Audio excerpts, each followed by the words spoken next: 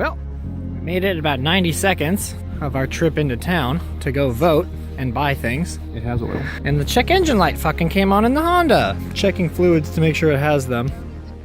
I don't think the check engine light would come on if it had anything to do with the radiator, because I've overheated this bitch multiple times. We good enough? The engine's there. Yeah. There's oil on the dipstick. Yep. But as for this journey, are we still balls to the wall? Yeah, I mean, you're the one driving it, so go. Let's do it!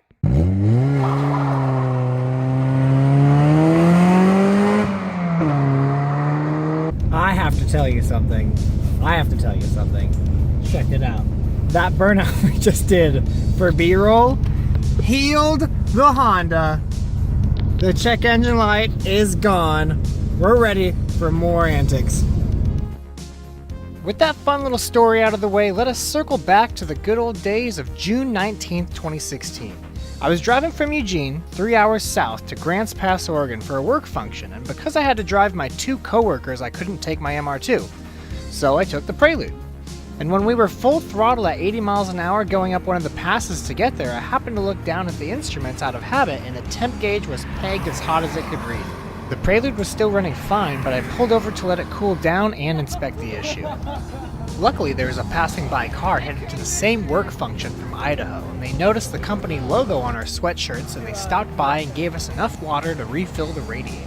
For some reason, when we got a hold of the Prelude, it was missing the cap for the overflow tank, and so I had just thought that it had evaporated enough water out of the cooling system to cause the overheating. But after enough time letting it cool down, it was time to see if we could make it the rest of the way. Let's all pray together that Honda in the late 80s made a genuinely great product, and that despite having the temperature scale off the end of the high peg fucking completely maxed out, that by letting it cool down for a couple minutes and putting some cold water in it, that it is problem free. I think so. I think that all the stars aligned there. I think Amen. yeah, amen. Here we go. This is a good start. I'm really excited. So we made it to the work function, and then 2 days later on our return trip back to Eugene. Hey everybody, it's your boy in Sutherland, Oregon. Broke down again with the Honda. This time it looks a little bit more serious, so hopefully this isn't too bad. I thought it was worse because the water was boiling out of the overflow tank a lot more violently than it was the first time. So we waited around a bit, refilled it with water that we got from the coffee shop we were broke down at, and we were able to make it all the way back to Eugene just fine after that. Driving the Honda right now, and it is not going well. We're running on 3 cylinders. We are low on coolant to the point where the heater doesn't work. It's not going above normal temperature. Oh yeah, that 3-cylinder action. It sounds like a fucking Subaru. With a parent exhaust, dude, and a catback, plug and play ECU. And the power steering fluid is low enough to where it's kind of hard to tell. Right now I'm meeting Steven at AutoZone to meet up with our sponsors, see if they can help us out. Get in the zone, get some parts, fix some stuff. I'll try to get Steven's reaction on the quality of this car. So I didn't get any footage at AutoZone of Steven and his reaction because he doesn't think this is funny. So trying to sugarcoat everything and trying to be respectful. It's obviously not working. But the power steering system took half a bottle power steering fluid. That's definitely made the power steering feel much, much better. I got oil, so I can do an oil change to help with the motor oil being watered down with gasoline because that cylinder's not firing. And we're gonna start going through a bunch of stuff, trying to diagnose what's going on. God, I just fucking hope we can get this thing back. I hope it didn't like suck a valve or something like really catastrophic, because I just happened to be the fucking guy driving it when it had a problem. Yeah, I do beat on it, but we all beat on it. How's that saying go? I was the fish that got caught. We were all fish in the pond. We were all swimming, but I was the one that got caught. So when we got back to the house, we tried removing the spark plug wires to change them, and they were just breaking off. Steven and I just destroyed all of the plug wires. No, just 3. The one that's good is the plug wire that powers the cylinder that is not firing. We have not found anything inherently wrong yet.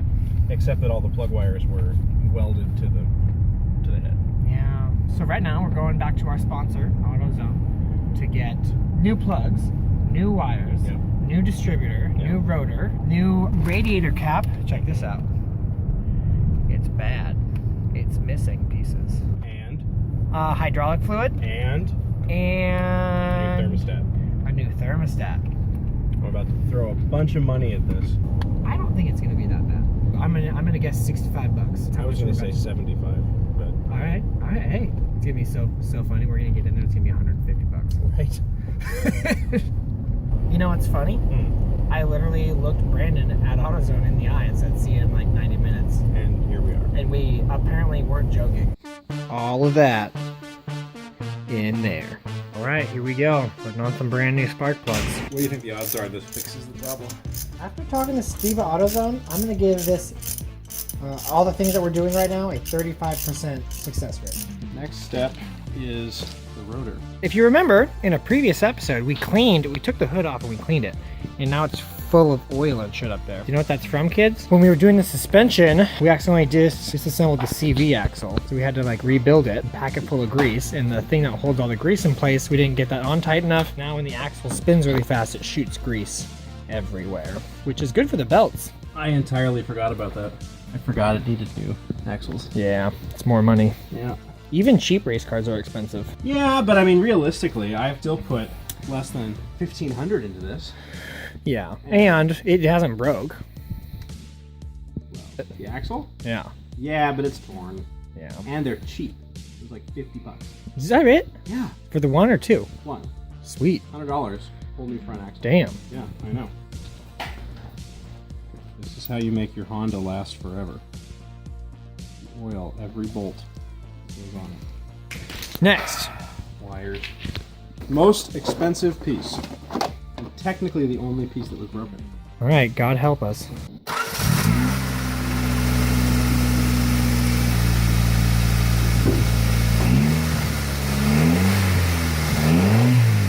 That sounds like 4. All right, so we got the oil change done. The new filter put on. The oil still, after the change, is black and smells like gas. And that's not the best. But now what are we tackling, Steven? We're replacing the thermostat. Fucking right we are. It's shiny now. Got the new goodies in there, Steven? Yeah.